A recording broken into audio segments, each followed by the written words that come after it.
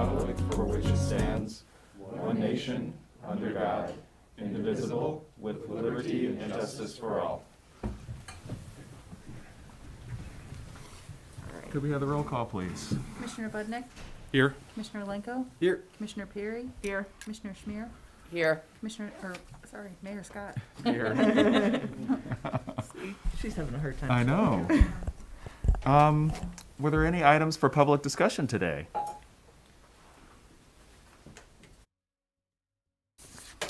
Seeing none, we'll move on to the city commission liaison reports.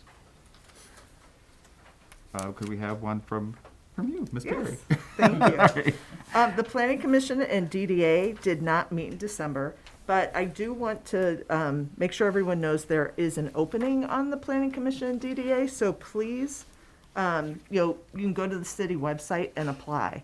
It's a great committee. They do lots of, they work on some really interesting projects, along Woodward and through the city. So hopefully you will, if you have interest in that, you'll reach out to the city website or just Amy or Jim can help you with an application as well.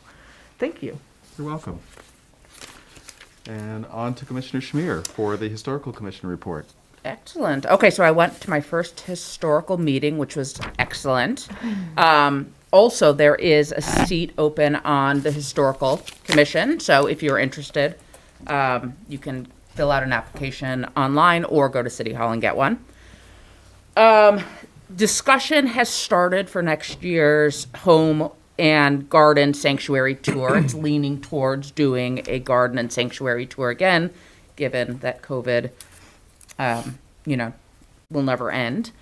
So if anyone is interested in participating, if they have a garden or sanctuary that they'd like to show, please get in touch.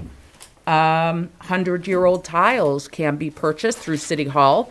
Those are for homes that turned 100 in 2021. The list of those houses are in the current Ridger. And finally, Historic Museum is open third Saturday of every month from 10 a.m. to 12, and that is this coming Saturday, the 15th. And that is it. Thank you very much. Commissioner Budnick on the Recreation Commission. Thank you, Mayor. So, Happy New Year, everyone. Thank you, Shawnee, for preparing the report. First up, Coffee with the PR Police is this Thursday, January 13th from 10 to 11:30 a.m. It's a drop-in format. Coffee with a Cop unites police officers and the community members they serve, over coffee, of course, to discuss issues and learn more about each other. So you get a chance to meet with Chief Kevin Nowak and Sergeant Rob Reed. I plan on being there, so I hope to see others there too. 10? Yeah, 10 to 11:30 this Thursday. Thank you. Yep. There's a 50-plus day trip to Bath City Bistro on Thursday, January 20th. It's a 10 a.m. departure, and Bath City Bistro is nestled in the heart of historical downtown Mount Clemens. Bath City Bistro offers modern American cuisine while boasting the area's largest Belgium feather bowling space. Cool. Join in for an afternoon of fun and delicious food. Cost is $12. Lunch cost is on your own. And a little bit of sports. Youth baseball, youth soccer, and swim team registration is already underway. Hard to believe. Thinking about what's going on outside right now. Look for early deadline registrations. Register online or in person. Yoga and Zumba classes begin this week as well. And I've seen a lot of this on the PRPR, which is great. Thank you, Shawnee, for just blasting that out there, and Ann as well. So registration for a session or drop in at your own convenience for yoga and Zumba. And then looking for a summer job. We are already hiring lifeguards, head guards, swim team coach, and camp counselors. So the deadline to apply is March 31st, and all the applications are online. And information is in the Ridger. It's in mailboxes. It was in mailboxes last week, and it's folded a little differently. So if people are kind of wondering, where it is, if it's just in a bunch of mail, it was kind of folded different. So don't toss it. This is how it came. And it's always online too if you want to print it out. And just a big push to get things done early because it's tough for Shawnee and Greg to get shirts ordered and things like that. They're things that typically take 3 weeks lead time are taking more like 10 to 12 weeks. So that's why she's being extremely proactive and getting this stuff knocked out. And the Rec Commission will meet Wednesday the 26th, so we'll have some more at that time. And I think that wraps up for the Rec Commission. And I'll finish my last library report, and then I'll toss it over to Alex or Commissioner Linko for next meeting. Happy New Year, everybody. The Huntington Woods Library is starting off 2022 strong with many activities planned for all ages. Online story times take place Mondays, Tuesdays, and Wednesdays starting at 11 a.m. Family pajama story times are on Thursdays in the Knox Room at 6:30 p.m. The library is offering a quiet place for middle and high schoolers to study for their upcoming exams on Wednesday, January 12th and Thursday, the 13th from 3 to 10 p.m. in the Woods Gallery in the basement of the library. Refreshments are provided, but bring your own device to ensure optimum study time. The popular program Wacky Science Wednesdays has moved to Thursdays. Ages 5 and up get to experiment with scientific concepts and get a little messy in the Friends Room at the library. Upcoming dates are Thursday, January 13th and the 27th. Both are at 5:30 p.m. And monthly Super Saturday also continues on January 15th with salt painting in the Friends Room starting at 1 p.m. This is a crafting event appropriate for ages 5 and up. Both of these programs are absolutely free, and registration is required. And for the adults, they can enjoy the monthly speaker series on Thursday, January 20th at 7 with Lois Springenther Neal in the Woods Gallery for High Times and the Dry Times. This is an immersive event where we'll journey back to the Roaring 20s, 1920s that is, to take a look at Michigan during Prohibition. Our monthly book discussion and film discussion groups continue via Zoom on Monday, January 24th at 7:30 and Wednesday, January 26th at 6:30 p.m. Last, but certainly not least, the library is hosting an artist reception and talk with Fran Sakali, presenting the Land of Zorn, a series of landscapes featuring just 4 colors, and Terry O'Brien presenting The City of Detroit, a series of 10 pastels from various points around Detroit. This will take place in the Woods Gallery in the basement of the library starting at 6 p.m. on Thursday, the 27th. These programs are all free. Registration is required, though. So to sign up for events or to find any more info about the library programs and services, just go to the Huntington Woods Library webpage or give them a buzz at 543-9720. Wow, there's a lot going on. A lot going on. Thank you, Mayor. Thank you very much. All right, and finally, Ferndale Public Schools, the meeting is going to be postponed from Martin Luther King Day to the following Monday, so I'll have an update next month. Thank you. All right, well, with that, we'll move on to governmental reports. Fire first? First, save the best for last. So December was a busy month with EMS calls in Pleasant Ridge, so a lot of medical emergencies. And, going into the winter months, we kind of had a pretty mild winter going so far. But January, just remind people, be careful on the ice out there. I know we've had this last freeze, I think, caught us all off guard. We're trying to reacclimate. We had a lot of people slipping and falling and some injuries. So really be careful out there. And for people that have wood burning fireplaces in their house, don't forget to have them inspected and cleaned so they can stay a beautiful, wonderful thing in your home and not become a source of a disaster in your home. So we want to keep everybody safe with that. But other than that, I got nothing else to add. If you guys have any questions for me. None for me. Happy New And Year. I think, Thank you. Amy, I think you get an email now, whatever. Thank you. Thank you. And police. Evening, everyone, and Happy New Year. Good evening.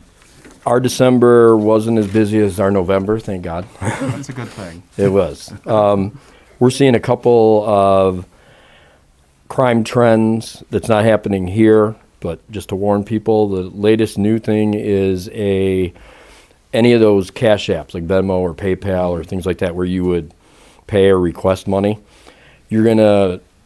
People are seeing that somebody like send them $1,000 or whatever and then get back with them and saying, hey, I mistakenly sent you $1,000.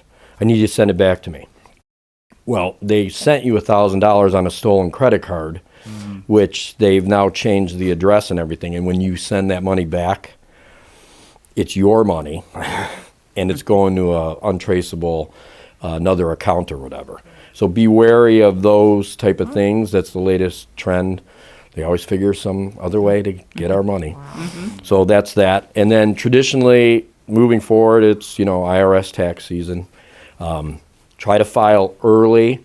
If your information is out there on the dark web, or if you can, if you get all your information from your lender and, from all your other accounts and things like that.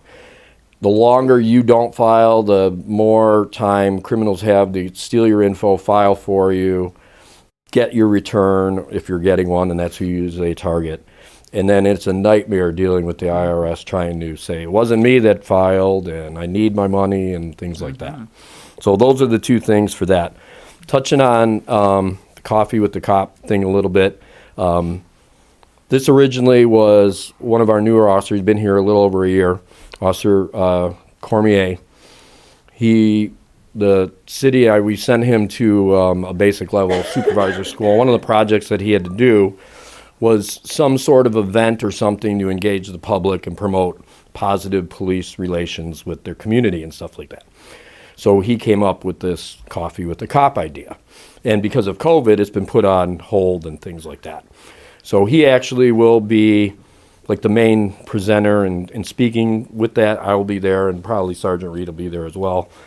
The only caveat is because of COVID and the uptick of cases and everything, we're not actually serving coffee with the cops. So you're welcome to bring your own. I know it's horrible. We feel bad. We advertise this, and now it's not. But I think safety reasons for the public, and as well because the city manager and I, we get updates through Beaumont Health of the daily cases that are just in the Beaumont hospital system. And the cases are going up dramatically. So to keep it down and things like that, we're not doing the actual coffee, but you're welcome to bring your own refreshment. The cops will still be there. Great. So if you have any questions. And that, like it was said, it was 10 o'clock Thursday morning at the rec. Great. Thank Good? you. So Thank you. BYOC. BYOC. Gotcha. Make sure it's C. That's right. All right. Thank you. Thank you.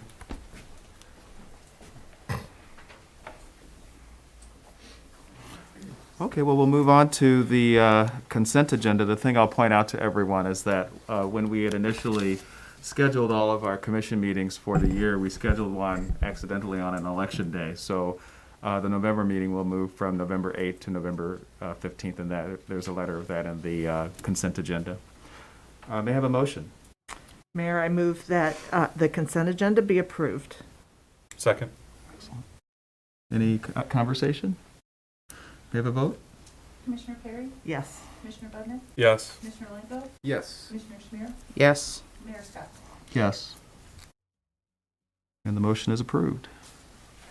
Or the consideration is approved. And with that, we'll move on to a discussion about the Citizens Advisory Committee. We've got a few items on the agenda around that. We thought we'd take a few minutes to go back and review the output from the 2014 Citizens Advisory Committee so that everyone could see how it was structured, the output that came out of it, some of the actions that the city took, and it might lead to some of the observations and actions that we take in this advisory committee. And with that, I'll pass it on to Mr. Berkman. Sure. Thank you, Mayor Scott. In the commission packet, the full report from the 2014 Citizens Advisory Committee is included, so anyone can see the full output and recommendation from that body. In going back and reading through this again and putting together the outcomes 7 years later, almost 8 years later now, I guess, it was pretty gratifying. I started here, and the Citizens Advisory Committee in 2014 wrapped up at pretty much the same time. So a lot of what I was doing for the first couple of years was implementing a lot of these recommendations. So we'll go through. I think we have to conclude that group was successful. Nearly all the recommendations were implemented. And it did provide foundation for some additional actions that we took that were above and beyond what that body's report recommended. So the document has really two main parts. One is a recommendation that had a series of recommendations that be implemented first, and that was this language. And then these were all of the revenue and cost savings measures that that body suggested that the city implement. So we'll just go through those now. I know that nobody can read all of these, but we'll cover all of them in due course. So the first one was contractual services, review and rebid, planning, treasurer, telephones, internet, and consumables on a regular basis through a sealed bid process. Planning, we were spending, and what I did is I took the two fiscal years for fiscal year 13 and fiscal year 14. So that was July 1, 2012 through July 1, 2014. So I took a 2-year average to smooth out any kind of bumps there. And for planning, we were spending an average of $56,500. We don't do contractual planning services anymore, so our spend there is zero. The treasurer in 13 and 14 was $63,000 roughly. In fiscal year 21, which ended June 30th, 2021, it was $69,000. I would point out that inflation per CPI over that same period was about 12%.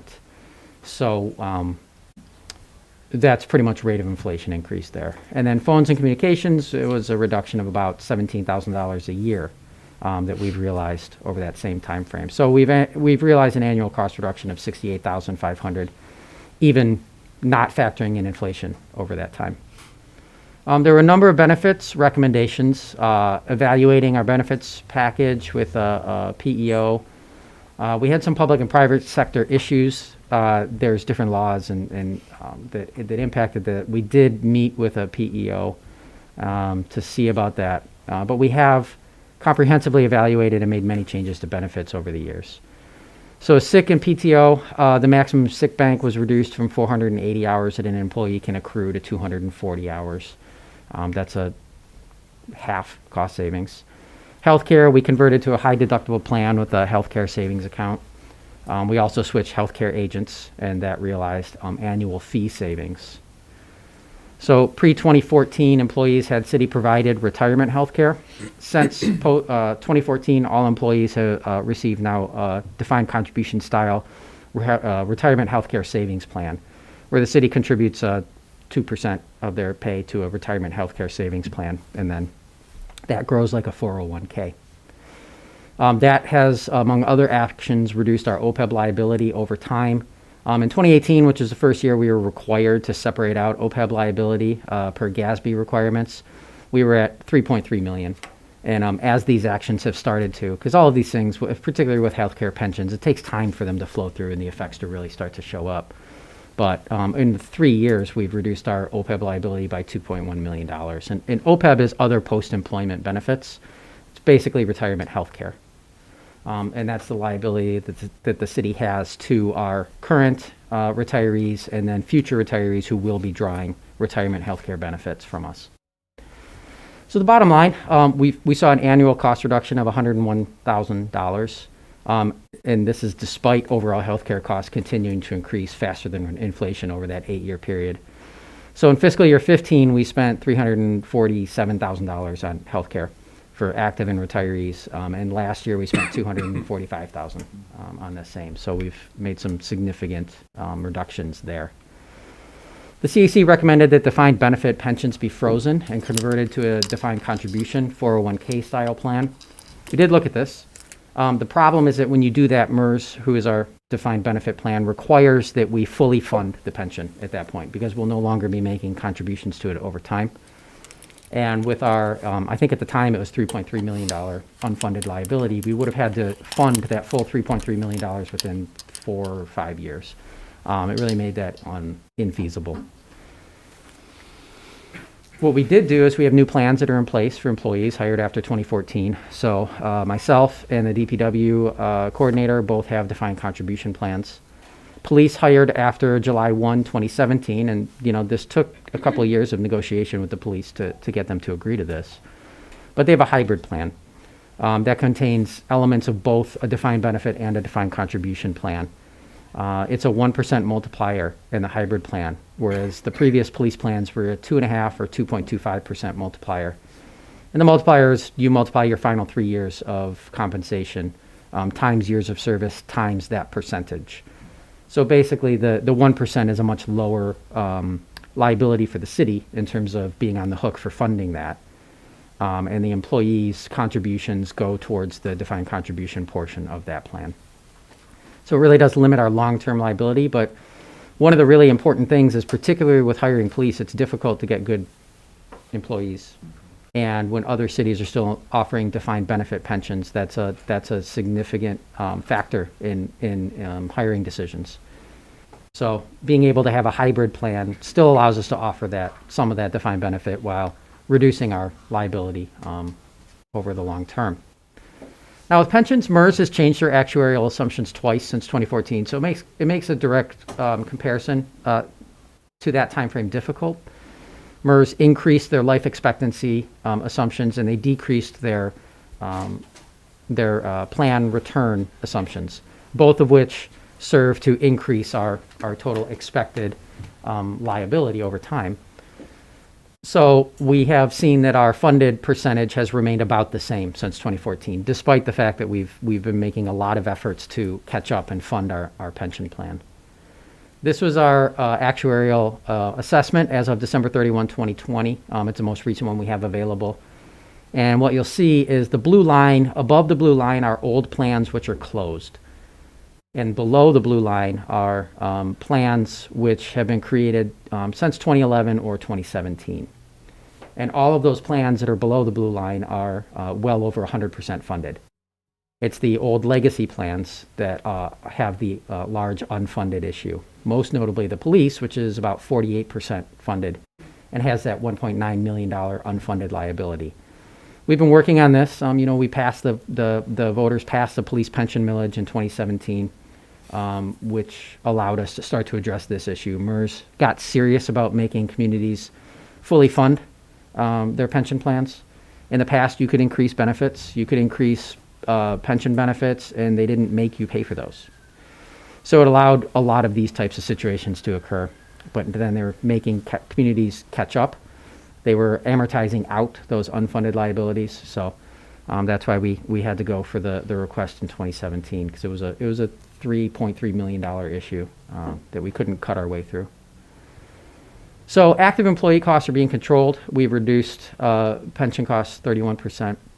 You can see here in fiscal year 15, active employees, we were contributing $155,600. Last year, that was $107,000, but our retiree pension benefit costs have gone up significantly. And part of this is that we're now actually funding more than MERS. We're funding more than our MERS minimum requirement to try to put money in early and get that working for us over time. And to hopefully put this issue to bed in the next 12 to 13 years. Recreation. Activities, services, programs, and fee schedule and staffing levels of the Parks and Recreation Department should be evaluated. This is done on a continual basis. And actual non-inflation adjusted costs are pretty much exactly the same now as they were in 2014. I did use fiscal year 19 for this comparison because COVID significantly impacted and reduced recreation department costs. Programs were canceled. We didn't have the swim team. So that changed the data. Fiscal year 19 was the last full normal year that we had. So you can see that for fiscal year 13 and 14, the average expenses were $600, and then in fiscal year 19 it was $597. So despite inflation, we've maintained and controlled those costs while offering the same or better level of service in a lot of cases. The free pool passes program should be evaluated with an eye towards establishing a new fee schedule for guests. We did examine this. It was not implemented. The revenue would be small, perhaps $3,000 to $5,000 a year. We didn't feel it would be worth the controversy over this very divisive issue. Create a non-resident rental rate for the community center with a priority system for residents who include the parks by the swimming pool. We no longer rent to non-residents. What we were finding was non-residents didn't treat the facilities with the same level of care, and it wasn't worth the damage and roughness on the building. So we no longer rent to non-residents. We did renovate the big room, constructed the new patio out back, which are part of the rentals at Four Ridge to make it easier to use the park and the outdoor spaces as part of the rentals. And our annual Four Ridge rental revenue increased by 158% over that time frame. And it's $7,000, but that's $7,000 more a year that we've realized through those changes. The existing hours of the community center, the wellness center, and the swimming pool should be maintained. They have been, and in fact, they've been expanded. We have the key fob after hours entry for the wellness center, which allows us to expand those hours. That was done with foundation help. The LED streetlight conversion, the city should replace the streetlight system and pay for it by borrowing from SCAF. This was done, completed in 2015. It was a $41,000 total project cost. We financed it through SCAF and paid it back over 2.5 years, and have been realizing cost savings since then.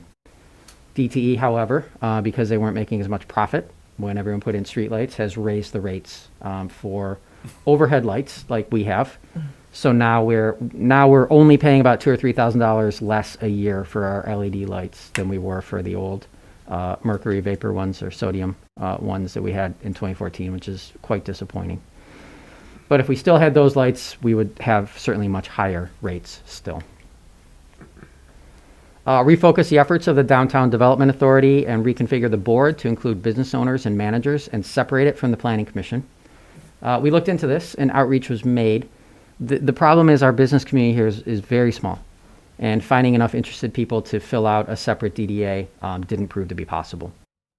But we did find a couple of resident business owners who operated businesses here, and they were on the Planning Commission for a while. They have since termed out, and we haven't found anyone else interested in serving on it to represent the business community. But it was certainly a good recommendation, and we hope to get more resident business owners in the future.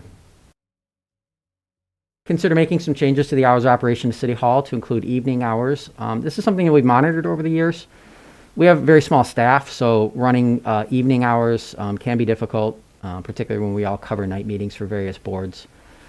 And we also have increased online services to reduce the need to get to City Hall during business hours. We did some surveys and some polling, and it didn't seem like there's a lot of demand or need for this, so we let this one lie. And finally, sidewalk maintenance. Initiate a sidewalk replacement program to create a pedestrian and bicyclist-friendly community. The recommendation was to replace sidewalks and build a homeowner. The vast majority of cities do this. I'm happy to report that we were able to replace all deficient sidewalks in 2019. We replaced over 1,250 flags citywide. It's part of our larger walkability and bikeability initiative, the Gainsborough Park Pathway, repurposing Gainsborough Street as part of Gainsborough Park, the connections on the west side to connect the parks, and our Complete Streets efforts are all part of this. We were able to do that without billing the adjacent homeowners. The issue we ran into was there were some streets that had their sidewalks entirely replaced as part of the street construction project, and it cost those homeowners nothing. So some homeowners were, I think it was a fairness issue when, homeowner X on street Y had their sidewalk replaced for free. Homeowner A on street B would have to pay to have their deficient flags. Didn't seem fair. So for this round of sidewalk replacements, the city footed the bill using infrastructure millage funding. So we were able to do that with that infrastructure millage funding while also completing the street projects. So when you look at these, the green checks were implemented fully. The yellow checks were implemented partially. And then the no checks were the two items that were not implemented. So I think we did a nice job of implementing the recommendations of the CAC for cost and revenue savings measures.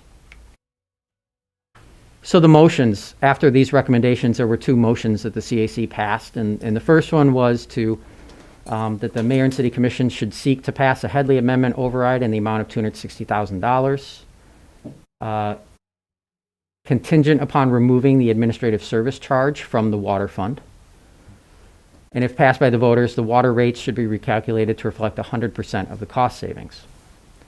The issue is the water fund used to have $179,000 annual administrative service charge, and that was money that is funneled back to the general fund. Administrative service charges are defensible, but they have to cover actual costs. So the actual costs that I spend dealing with water issues, there could be a small percentage of my time. the percentage to maintain the water department in City Hall, so building maintenance and all of those things. You can put those in a service charge and charge it to the water fund, but it has to be reasonable. And the $179,000 one was not reasonable. It was quite simply just a subsidy to the general fund through the water fund, and that was problematic. So the recommendation was to eliminate that, which was done, and then pass the Headley override amendment in the amount of $260,000. So that was done. The subsidy was eliminated. The 2.9 mil Headley override millage passed. It provided $384,000 of revenue, which included $147,750 reduction from water rates. That was a direct offset from money that the water fund was sending to the general fund. Water rates were reduced, and it provided $237,000 of new revenue for city operations in the general fund. The second motion was that any park enhancement project, excluding a public safety project that would exceed 1 mil in its totality, that would otherwise be paid for through the general fund, shall be placed before the voters.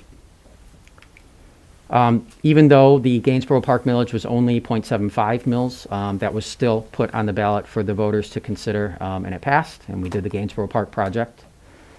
That's a 10-year millage. It will end with the 2021 summer taxes, so that will be sunsetting soon.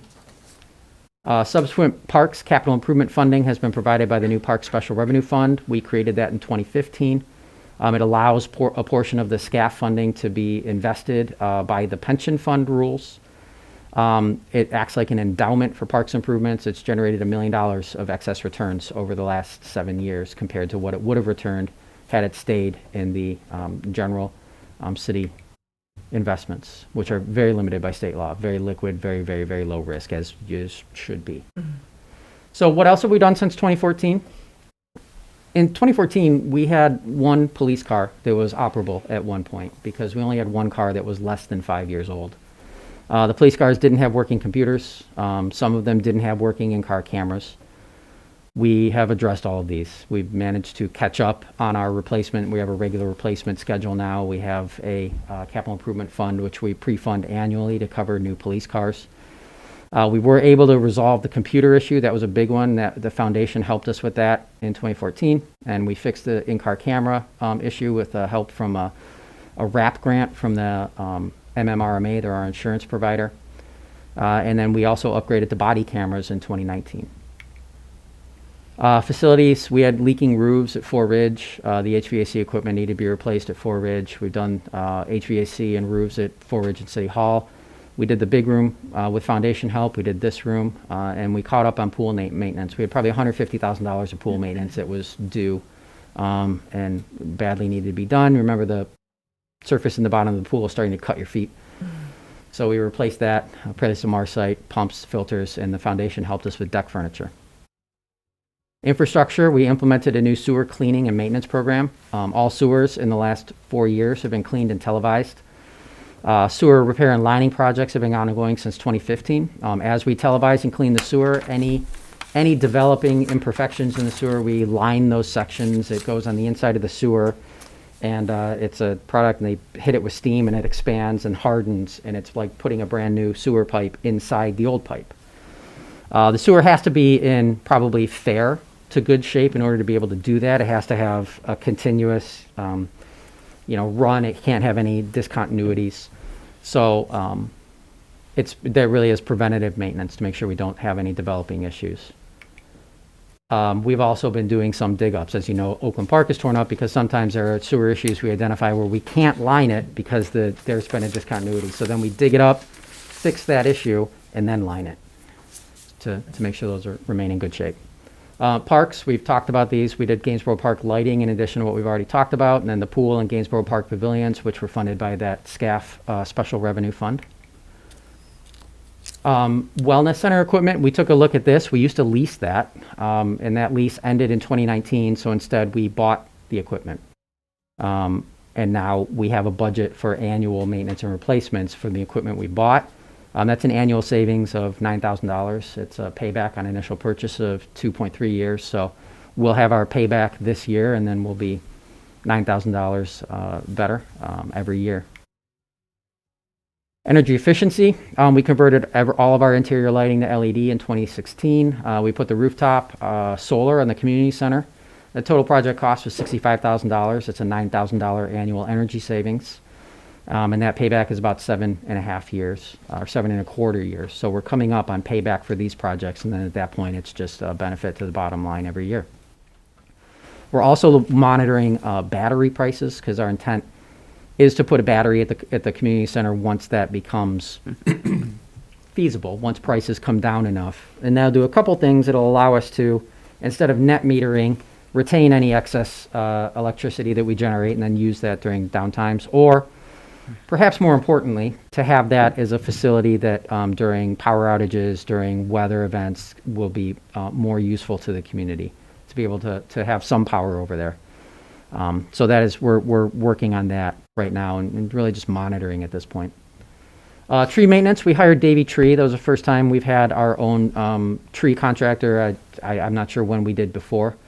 We did that through a competitive bid process in 2016 and implemented a comprehensive tree maintenance program in 2017. All trees in the city have been elevated.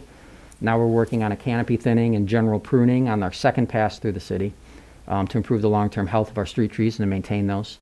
We have a proactive removal program to make sure we're getting rid of trees that are declining before they come in danger. And we planted 540 new trees since 2016 to continue to invest in our tree canopy. It's a huge part of the character and what people really love about Pleasant Ridge. So we've been able to do that. We've won a number of grants. We've gotten $1.25 million for Woodward Streetscape and Cycle Track projects. We have a $650,000 federal earmark that's passed the House, and we're waiting for it to pass the Senate for the Kensington water main. So keep your fingers crossed for that. But then, other grants we've cobbled together over time for parks and trees and street maintenance. We moved city fund balances to the Oakland County Investment Pool, which gets 0.2% better return every year, but that is a better return than we were getting before in the investment vehicles the city had. And of course, that's SCAF Park Special Revenue Fund. So the bottom line, when you look at general fund total revenue, the orange line is 2021 equivalent dollars, and this shows you what's been going on for about the past 15 years. When you look at total revenue, even with the police pension millage, we're not really far above our total revenues from what we had in the 2007 to 2010 period. You see the impacts of the Great Recession. You see the impact of why the CAC was necessary. So revenues haven't increased much. When you look at total expenses, again, inflation adjusted into 2021 dollars, our expenses now, even doing all of those new things, have been right around $3 million a year in 2021 levels. Compare that to the fiscal year 2007 to 2011 period, and we're running leaner than we used to, while also addressing pension issues and trees. So net revenue since 2014, when we started implementing the CAC recommendations, you can see that we ran a lot of deficits, and since 2014, we have been able to build our fund balance. And we're seeing some healthy fund balance builds year on year. The fund balance as a percent of expenditures, we're up to about 59% now. The GFOA, Government Finance Officers of America, recommend 2 months or 16%. For a city like Pleasant Ridge, though, we're so small that any event, we had that straight line derecho in 2011. Weather events are getting more common. We could have a flood or a tornado that blows through town. And 2 months of expenses for us is about $500,000. That could be wiped out in an instant. So the City Commission in 2014 adopted a policy to establish a fund balance of 75% of expenditures. So we're at 59% of expenditures. We hope to be at 75% soon, which means we're going to have to revisit that policy and figure out what we do at that point. There are a number of, excess revenues. You can do things with them. You can reinvest them in things. You can lower taxes, or you can continue to build fund balance. So that's something the Commission is going to have to start to think about here soon. And that's a good thing. We've been able to get to that point. Millage rates, that just shows all the millages. Bottom line, the millage rate in 2015 after the millages were passed was 22.5595. In 2021 through Headley and some other changes, it's 21.311. So the millage rate has actually gone down. We have millages expiring over the next couple of years. With millage rates being reduced, homeowners who have been in their homes since 2015 only pay about 3% more in taxes every year, even though home values have gone up. Taxable values have gone up 12%. And that's kind of the flip side benefit of the way Headley and Prop A work. But we do have that 1.75 mils of recreation millages, the parks and the pool debt millage coming off soon-ish. And there's going to be no need to renew those. So the bottom line, we've implemented those recommendations and done more. Hundreds of thousands of dollars of annual savings that we continue to see every year. Little to no expense growth in real terms or inflation-adjusted terms since 2015. So we continue to diligently monitor expenses. We made better use of resources like investing in that Park Special Revenue Fund, which has gotten us $1 million of excess returns over that time.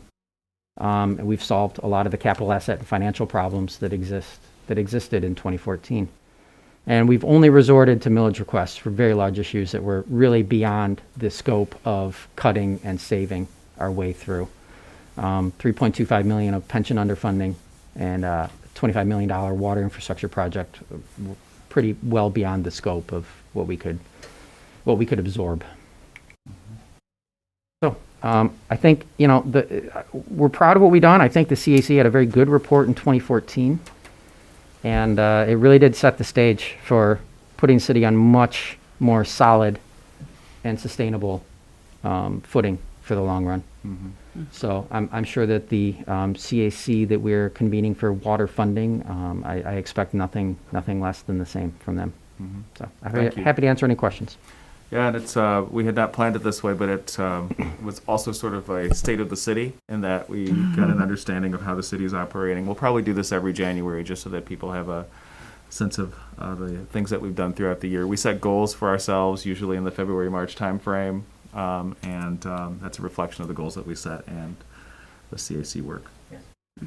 Were there any comments? No, my only comment is I appreciate that this was done. I mean, I obviously wasn't here in 2014, so to see what happened during that CAC and to see the steps that the city took to implement most of these was really great to see. And I know there had been a comment recently that the CAC, the recommendations weren't listened to. And so from what I'm seeing here, there was a great effort to move forward with all of those recommendations, and we can see the success in that. So I appreciate this. Mr. Mayor? Yes. Thank you. What I really liked is it was such an interesting timing of when the CAC happened. It was right between, it was as a new city manager was about to start. And so the work that they did really did help put together a good to-do list to sort of start to flesh out a lot of the different things to look at. And it is impressive how much was able to be accomplished from then. So thank you. Thanks. No problem. Yeah, Mayor. As New Year's rolled around, it's a time of resolutions and everyone's reevaluating everything. So I think it's great to just, even as someone that hears things like this on the regular, it's great to see it on a screen and really just walk through it as a state of the city. I think it was a great idea to present it, and it's kudos to where we are now. I think it's awesome. So excited to see where we are in another 5 to 10 years. So. In a couple of months, actually, we'll get some feedback from the next one. There you go. Thank you. Is there anything else? Thank you. Well, thank you very much. Thank you. With this, we will move on to the Water Infrastructure Funding Citizens Advisory Committee Goals and Objectives. And Jim, would you like to take this? Just by real quick, so the city retained Mr. James Vitrano at its December meeting. James is here with us tonight. He subsequently went through a process where he interviewed the city commission as stakeholders, and he has come up with a series of goals and objectives. James, do you want to run through those? Sure. Happy New Year. Happy New Year. As I said to a couple of you as I walked in, it's good to meet you from here on. I prepared 9 objective statements that were presented to you and then as part of your packet. I'm assuming the commissioners have reviewed them in advance of the meeting. I don't necessarily see a need to go through each one, though I'm happy to answer questions to each one. I think one of the important pieces to observe is this was an attempt to bring together the thoughts of 5 individuals plus the city manager's comments into a document that fairly represents where you'd like to go. There's no pride of authorship. This is your document. I would encourage you at this time to discuss it in full. And if you would like to make any changes to the objectives or modify them or send them back for me to consider 1 or 2, or whatever makes you most comfortable, the most important piece is that you do come to consensus or majority vote that these are the objectives you would like to move forward with for the CAC, so that we can start the process with a kickoff meeting that introduces the terms of our engagement, and then we can lead towards a satisfactory end under a quite restrictive timeline. We want to get going, and we want to get it done so that it's part of your budget process as your budget year begins in July, which means we're shooting towards the end of March, early April. I think the most important one that I just do want to highlight is I think there's general consensus of the starting point, which is the most important piece here, that the funding options for the city to fund an already agreed upon water infrastructure capital project is the starting point, and that the discussion of how to fund that with internal resources, and then a secondary question, if there are external resources, how do they overlay once you include all of the a fully funded, internally funded project. Again, I leave it to you. I'm happy to answer questions. If you'd like me to go through any of the others in more detail, I'm happy to do that also. Thank you. Thank you. Mr. Mayor? Yes, One question. Yep. So just to clarify on point number 8, you're saying we're going to follow the same kind of format as the city commission meeting. Just want to clarify that would also include a point for public comment. Absolutely. Yeah, my intent would be, though we may have all the formal agenda items that you have, it'd be taking your agenda, and then I would ask that the committee consider if they'd like public comment at the beginning, at the end, both sides. I would leave that option to the commission itself. I'm sorry, the committee itself, but there would be public comment as well as broadcasting or internet casting, however you guys best display your public meetings. And they'd all be public meetings, obviously. And just to clarify, that is actually for anyone reading it is point 8 already on here, so I appreciate that. Too, just so it's Yeah, point 8 is on here. It doesn't say that it's going to have a point of public discussion. So it's going to be an open meeting. So the point of my statement was to clarify that public comment. these particular other business and other business not on agenda would be addressed. So separate from public comment? Let's see. Yeah. I may interrupt for a second. I'd like a clarification on that. Yeah. I'm intending for public comment, but if you would like to add the other 2 points that are in your agenda, which is, it sounds like other business not related necessarily to something on the agenda. I'm making those words up, but it sounded like what I heard over there. I'd ask that you specifically add that to the document. So my intent would be public comment to be heard, received, not necessarily responded to, in my view. If there's something else you'd like to include in each agenda, I'd ask that you make that point very specific in there. Thank you for the clarification. Thank you. No problem. Thank you. Any other comments for Mr. Vetrano? All right. May I have a motion, please?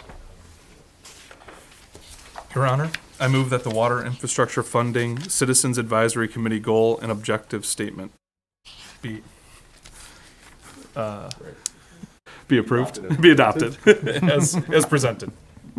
And I second. Any comments? Okay, we may have a vote. Commissioner Bennett?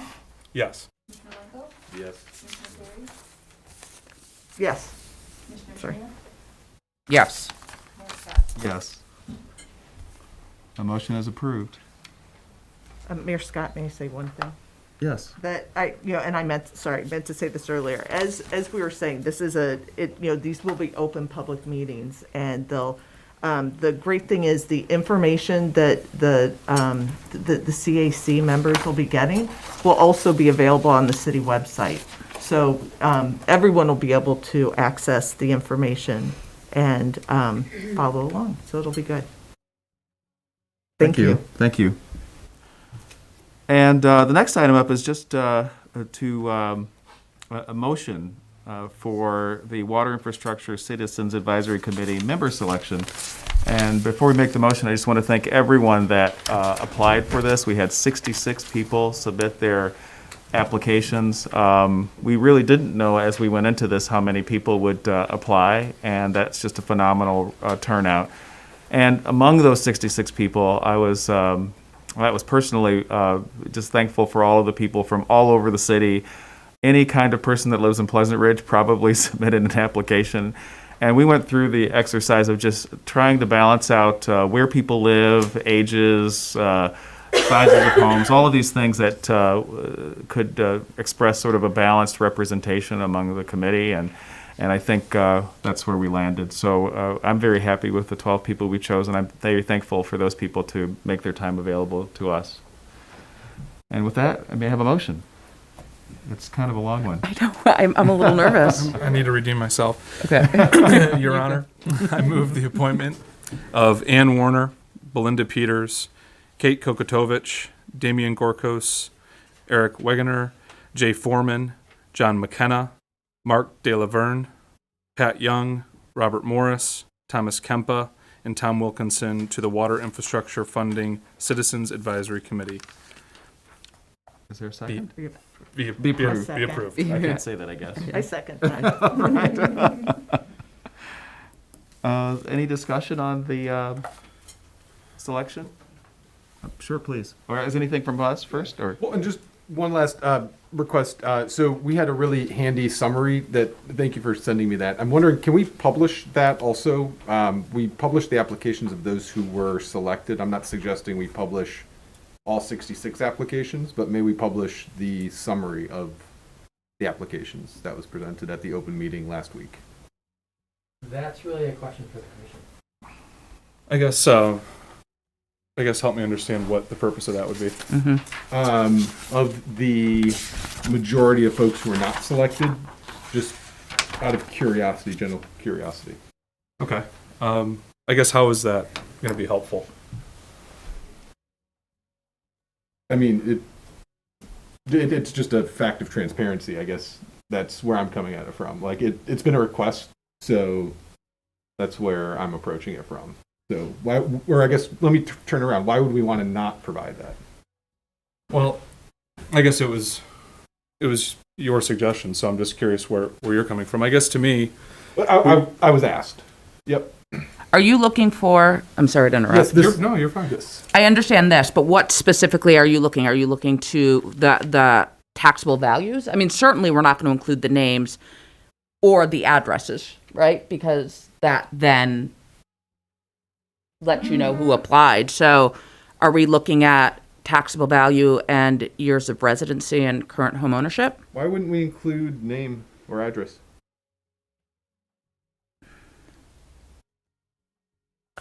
My suggestion would be to present it as presented at the public and open meeting last Monday? Well, I mean, my initial thought is, when Jim had asked last week about presenting all of the applications, and at that point we all agreed not to, and just present the ones that had been approved for the sake of and there's so much protecting personal information, right? And that's why I'm suggesting only the summary. So like it doesn't say like what their skill sets are or why they feel like they're or I mean, and there were even like some comments like, I don't want to overturn the millage or something like, right? Like, so like there's some almost. I mean, it seems to me that people are asking because they're concerned that the concern would be that this was not an equal representation. I don't want to paint judgment on the request. It was a request for information. It was information that was presented at an open meeting. So that's the nature of the request. Here's what I would suggest, because we have a motion on the table that was seconded. This is not a part of that. I guess it would have to be amended if we were to want something different than what was. No. I'm not suggesting we change the list whatsoever. I'm suggesting that and maybe I can introduce this comment then in other business. If this isn't the right slot, I can save this comment for. Why don't we do number that? 12. Only so that we can close this out Yeah. and vote on it, and then if there's a discussion on that, we can take it to other business. Okay. Is that okay? Okay. I'm sorry, we had a comment. Yeah. Hi, I'm Doug McElroy. Hi, Doug. Yeah, 27 Oakland Park. I've got something I prepared. I just want to read through it, and I'll try to be quick. But my wife Lisa and I bought our first home in Pleasant Ridge on Cambridge in August of 1989. We lived in the house for 14 years, completed a lot of renovation, and in addition, we sold it and bought another house at 18 Oakland Park. We renovated that one, raised our children. When the kids moved out, we moved to a smaller home. Another one that we'd always admired on Oakland Park came up, so we moved again. So we're now in our fourth house. And at this point, we've lived in Pleasant Ridge for 33 years. We've been members of the Pleasant Ridge Foundation, the Culinary Club, the Social Club. I've served on the Historic Commission and the Planning Commission, and at one point I ran unsuccessfully for the City Commission. Lisa is currently a member of the Garden Club, Women's Club, 2 different book clubs. She's presently serving on the Historical Commission and has been an election inspector for several years. I just started 2 years ago. We have eagerly attended the auction for many years and donated items, both to the auction and to the Wall of Wine. And Lisa's actually the one who brought the Wall of Wine to the Pleasant Ridge auction, and I think everyone will agree that's been a good addition. I say all of this just to emphasize that we are your neighbors. We love the community, and we've done all that is within our ability over 33 years to make Pleasant Ridge a special place. I seek no animosity. Some of you are my friends, some of you are acquaintances, and some, all of you are my neighbors. At some point or another, we'll meet on the street at the auction, and I want to be able to look forward to cherishing those interactions. There is a controversy in our community, though, and it's the one that gave rise to the CAC. I understood that the goal for the CAC was to gather perspectives from the whole community and attempt to bring us together around a plan. But I'm not sure that's what's happening at this point. It appears to me that you actually haven't selected a group that's fully representative of our community. I know you just said you thought you had, but I'm concerned when I attended the commission meeting in December, I thought the understanding was that we were going to do a selection process that was blind, so that we wouldn't be selecting people based on our perhaps perceptions of what their motivations were, just that we could bring perspectives together. But I understand now that that's not what happened. People were identified, people were discussed, and I understand that there was even some talk about excluding the loudest voices from the committee. And that bothers me. When I look at those that have been selected, I don't see anyone who posted critical things on social media about the millage beforehand. I do see a couple that posted things supporting the millage. And so I'm concerned that the loudest voices is somehow the critics. And they've been excluded, giving then a louder voice to those who want to just, take the millage at face value, at full value, and move on. Let me say, as individuals, the selected members are an impressive group. But as a group, they're not representative of the city. Although the blocks from Woodward to Ridge have the homes that are most likely the highly impacted ones by the proposals, and despite 18 residents on those streets having applied to be on the committee, not a single one of them has. By comparison, on Maplefield, 3 neighbors on Maplefield are in the group. So we've got this huge block in the middle of the city that is not represented. This is not how to bring the community together. This feels like the bureaucratic way to say sit down and be quiet, frankly. I've sensed from conversations before the millage that there's some feeling that The homeowners on these blocks are, quote, the rich, trying to take advantage of everyone else. But like me, there are just a lot of people that have lived in the community for a long time, have done whatever we can to improve the community in lots of ways. It's disappointing that this group has decided it's okay to exclude them from a discussion that has a profound impact on them. So I'd just like to, restate, you've got not one voice from Cambridge, not one voice from Oxford, not one voice from Oakland Park, not one voice from Elm Park, and not one voice from Poplar Park. So if you're telling yourself that you've served the needs of the entire community today, I think you need to rethink that. All right. Thank you. Thank you. I'll give you my perspective on this.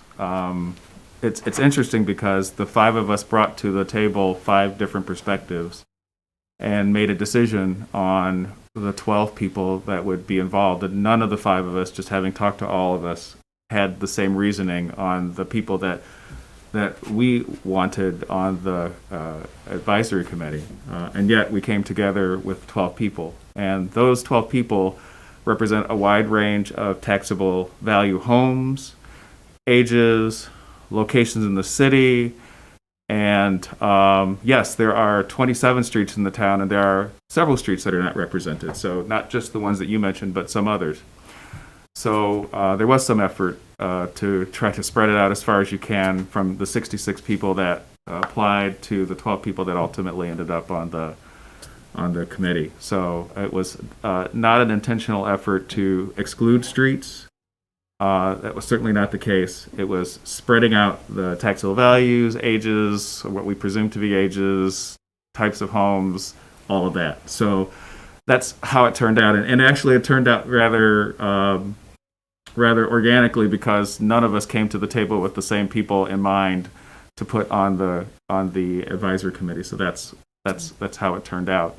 And I was, having sat in the meeting, was actually a bit surprised at how it turned out because some of the names that were on the list were not names I would have chosen, but they're on the list, and I'm happy they're on the list because it's actually a rather diverse group of people. So I understand your perspective. I understand that you probably like someone on your street on there, but there are other streets that don't have people, and that's how it just turned out. So, but we will be paying, I'm sure the advisory committee will take into consideration those opinions. And I suspect that throughout the process, we'll probably hear from people that are just very interested in making sure. And the other thing is that there's a lot of this focus on yes and no and what people said on Facebook. What I can tell you is, just because I study Facebook partly for a living, you may not see things that are said because Facebook isn't showing them to you, based on the people that are in your friend list, what things they respond to. Facebook isn't designed to show you everything. It shows you what is for you. So if you're using Facebook as a judgment on whether the group was selected regularly or somehow, put together of people that responded or not, I don't know that Facebook is a good judgment of that. So, and that's just from what I know of how Facebook works, just as a technical guy. So that's not a good way to judge it. But I have full confidence in the CAC to represent OPB, I just call it OPB, Oakland Park Boulevard, and Cambridge, and Oxford, and Wellesley, and Hanover, and Kensington, and Woodward Heights. It will represent all of the streets in town, and I'm sure they can do that. And Mr. Mayor, may I make a comment? I do want to say that, in looking at the list, and although maybe we did not get all of the streets, what I do know is that we did hit both someone at almost the top of the taxable values of the people who applied and someone who hit the bottom. So again, although maybe not on Oakland Park or some of these other streets, they are accounted for here. Also, only 2 people on Maple Field, unless I'm wrong about that, but I don't think I am. And There's someone on Cambridge and Elm Park. okay. And also, and also, I will say that in terms of being vocal on Facebook, I actually think that we have people who are vocal on Facebook on all sides of this. And so I feel comfortable saying that. I think that some of these members were of the CAC were vocal and were vocal on all sides. I don't think anyone was left off the vocal list. And those are mine for lack, but, Yeah. and again, yes, as the mayor said, not every street is accounted for, but more importantly, I think we got taxable value. I think we really hit age of, or length of ownership. And obviously with 12 people, not all streets could be accounted for. I think there's someone that's been here for, I want to say 40 years, 42 40, years. yeah, 44 years. We have people that were here for 1 year. And honestly, the actual members were split, I think 6 and 6 in terms of under 6 years and over 6 years of ownership. So, we did try to get a good representation there, and I think we were successful in that. So I'm personally comfortable with where we landed. As I said, I didn't go into the room with the 12 people that we ended up with. I don't think anybody did. And it's a wide representation of the city. I do encourage you to tune in, and it's an open meeting. Join the meeting. And that's kind of where we landed on this. I suppose we need a vote, don't we? Was there anybody else? I'm sorry. Hi, Perry Shaw, 3 Cambridge. Nice seeing you guys. Good evening. Just a question. What drove the decision to not have a blind process? It's Pleasant Ridge. So, what we realized early is that it's hard to make it blind because we all know each other well enough that if someone applied and told me that they had a certain job for a certain amount of time and live on a certain street or have a certain taxable value, a lot of the people we could guess, even without a name. It's just that kind of town. So rather than pretend it's blind, it's better to just put the names on the table and go that way. Yeah, I think when I mean blind, I mean stripping addresses and names out. The problem then is that we would probably have the same comment that we just had about missing streets or there'd be there's no really good way to split it and make sure that you've covered all of the town and all of the taxable values and everything without knowing that. So that's part of the reason at least that was my logic behind it. Yeah, I think you could keep taxable value and then base it based on the criteria that was entered into the survey and base it specifically on that and nothing else. It just leaves a lot of room for biases. So just something to think about as you guys go into the future. we also, and sorry to interrupt, but we also spoke with the facilitators that we interviewed, and not just James, who we chose, but we spoke with other ones and we asked the question, do you recommend? And they both pretty emphatically said no, because part of this process too is making sure that we are finding a group of people that will work well together.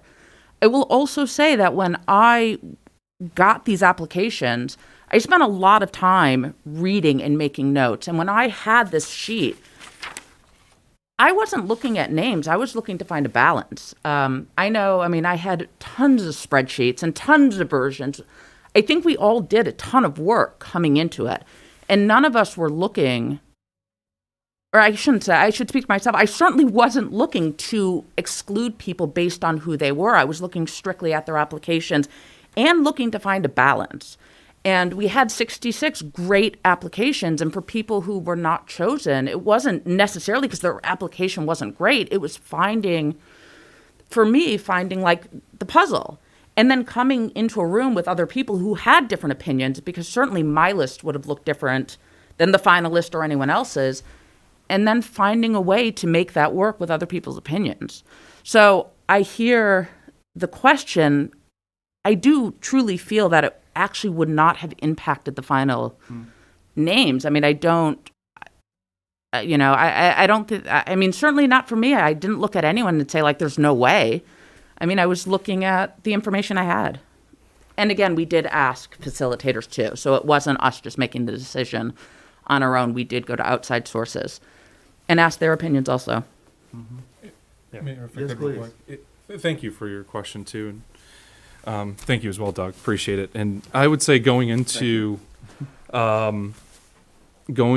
this process, I was very open to blind and even leaning that way, and I was open with everyone about it. And for me, it was, as Commissioner Schmier said, it was just putting my trust into the professionals that do this and riding it, riding that trust with them or putting that trust into them. So that's what swayed me, because I was absolutely open to the idea. Understanding in full well the risk of it too, is that you could have a group of people that are all one-sided, potentially, or more so. I mean, obviously you're looking through the applications, but you still have that risk. But I appreciate the question. It was wasn't particularly easy for me until we had that insight, or I had that insight. And I'll say it again just because I think it's important to say, none of the five of us walked into the room with the same criteria in mind. And I don't want to speak for everyone, but I think all of us had more than 12 people in mind.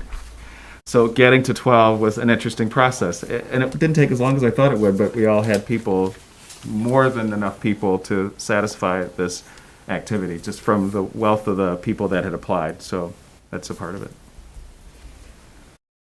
Mr. Mayor? Yes. So, and, some of the thing too is you have people who have different, as the, before the election, you have people who did bring different ideas to the table.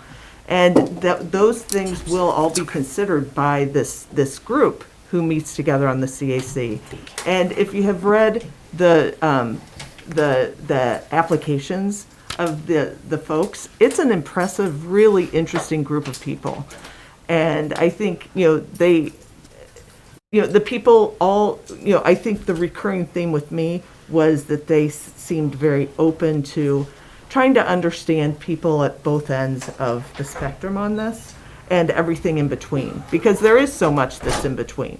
And, I think that's where I think we can all feel confident that these are all our neighbors and we're all in this together and we want this to be successful. We want you to feel heard. And I mean, I think, some of the ideas and things like that were, became very vocal on both sides, but, all of these different ideas will be on the table. And, the different options that, the facilitator and will make sure everybody is considering in this. So that's all. Thank you. Thank you. Was there anyone else that had something? I think we'll go to a vote then. Commissioner Budnick? Yes. Commissioner Perry? Yes. Commissioner Langwell? Yes. Commissioner Schmier? Yes. Yes. Motion is approved. Wow, we made it to the city manager report. Yeah, I'll go quick, because I know you have one more item to discuss. One thing I wanted to let everyone know is that in the ongoing, thank you. In the ongoing lottery that is this lead service line process, the next step that we have to complete for the state is a complete distribution system material inventory. So this is where we have to actually go physically look at 20% of the service lines in the city.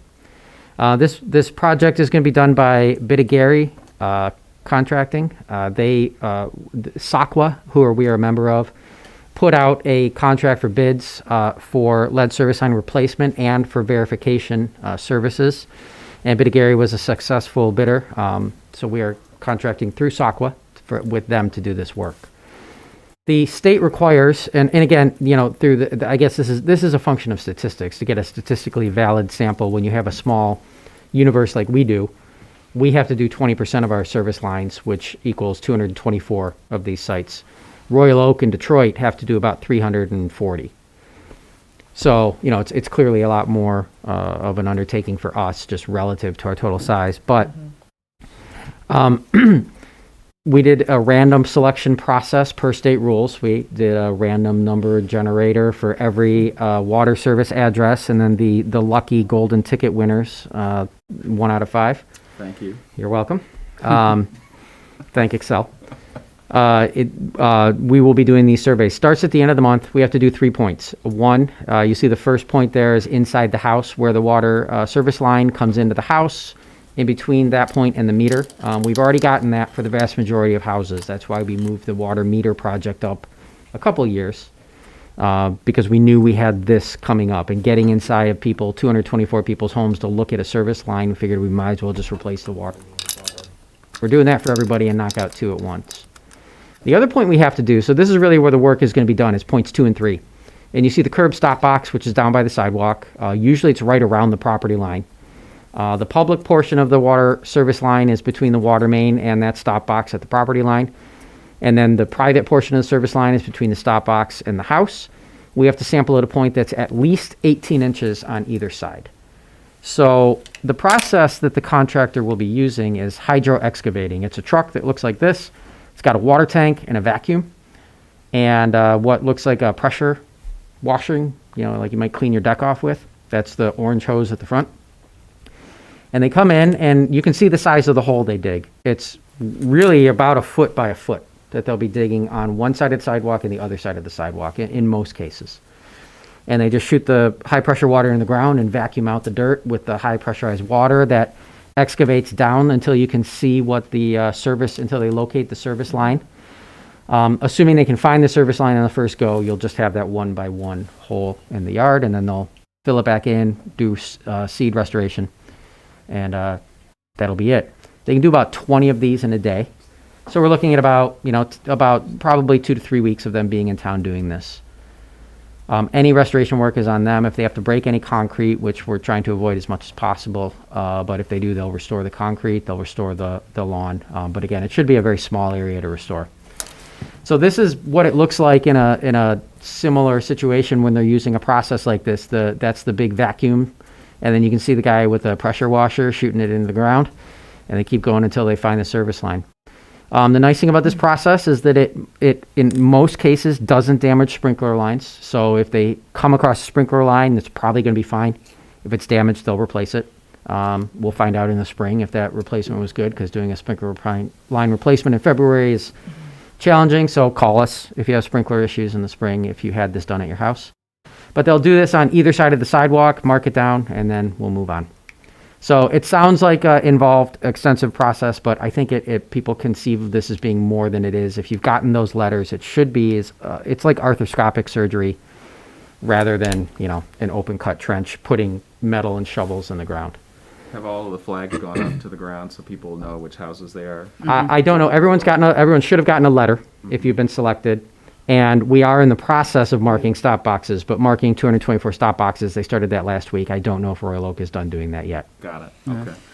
I've walked around a lot, and you do see blue signs and blue spray paint. So they are out there. And if you see it and haven't received a letter, reach out to the city. Yes. Mr. Mayor, Yes. quick question. So someone, like, for instance, for my situation where it's been dug up twice in the last 6 months, could they use that as one of the homes? No. Or would it, if it randomly is chosen again, will it be dug up a third time?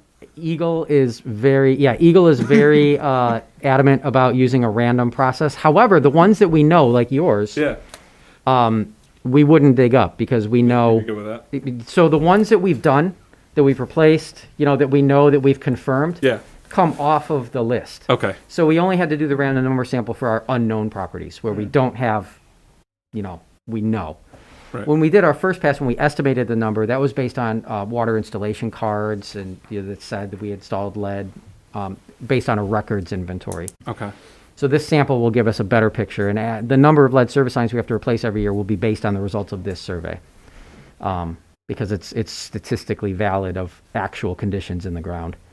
Service lines may have been changed in 1947. We don't have records of it, but we have the installation card from 1921. So that's the purpose of this. But yeah, you weren't in there. You could not have gotten a golden ticket, Chris. Well, the purpose was, I know there are other folks that had similar things done that I did, so the purpose was just to, see what that process was. Yeah, they So were thank you for clarifying. excluded right off the bat. Gotcha, thanks.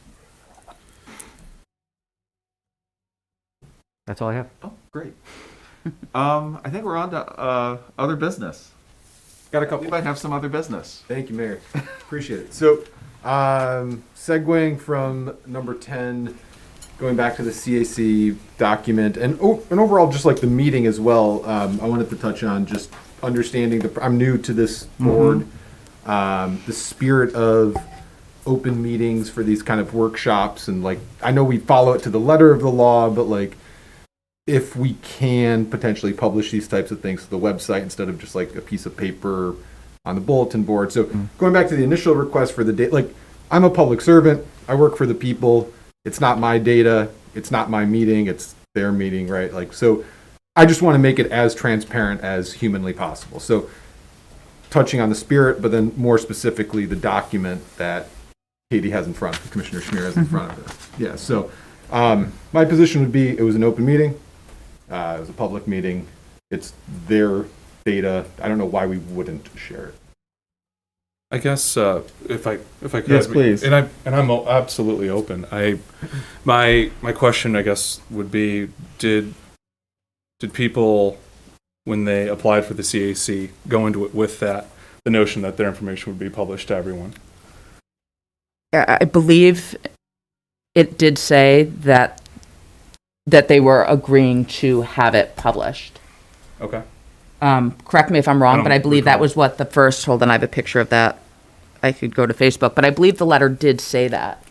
Okay. Although it might have said if chosen. So we should get clarification on that. If it said that, then I don't have a problem with it. You know what I mean? I was just seeking to understand where it was And to coming respect from. people's privacy, I get that. And like, I'm not Yeah. suggesting we give the the full blown Right. Just the document. Right. Right. Just like with everybody's business and all this. But like the summary page, like, so folks who are interested in understanding who applied, like, instead of having to triangulate from like looking at the addresses of these people and finding out where they live and like, instead of backing into it, it's just more transparent for the people we serve.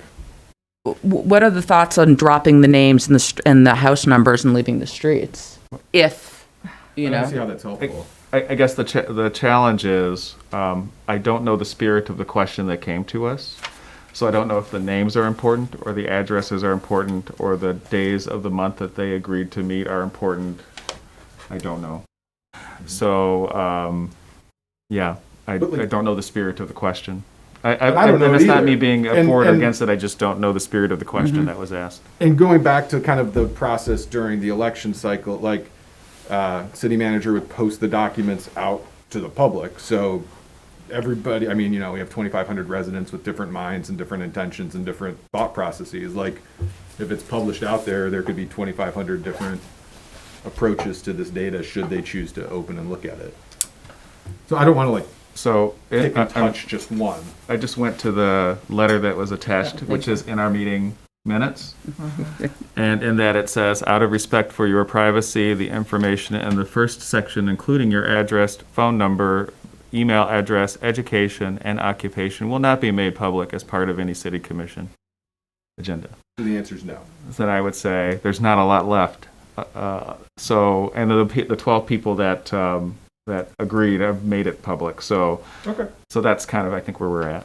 Okay. So we With can- all due respect to whomever asked the question. No, that's fair. And Okay. and even though it was presented at a public meeting, a public open workshop meeting, we're not able to then. So was it wrong then to create this document and use it? I get, and no, I don't need to go down that rabbit hole. All right. And then the final point is, I just wanted to make anybody aware that I have open office hours the Saturday before city commission meetings. My email is alenko@cityofpleasantridge.org. Just wanted to make everybody aware of this, to be in full transparency. Got it. Thank you. Thank you. Was there any other business? Yes? Mayor Scott, I just wanted to announce that it was brought up during the city commission liaison reports that there are openings on each of the junior commissions and the board of review. Anybody that's interested in applying, please return those applications. We do have the board starting to meet in March. So if someone's interested in that, there is a brief training session that's offered for the individual that's willing to step up and fill that role. Applications are available online in City Hall. Anybody can contact City Hall and we'll get them out an application. Thank you very much. Thank you. And by all means, the danger is that you may become mayor one day, is that if you take the assignment, but it's also a great pleasure to serve the city and get to meet your neighbors and support in any way you can. So if that's of interest, please contact City Hall. All right, I think that's it. I think it's time to adjourn. We have a motion to adjourn. Mayor, I move we adjourn. Is that seconded? Second. All right. All agree? Yes. You're adjourned. Excellent. Thank you, everyone, for coming. Thank you. Thank you. Yes.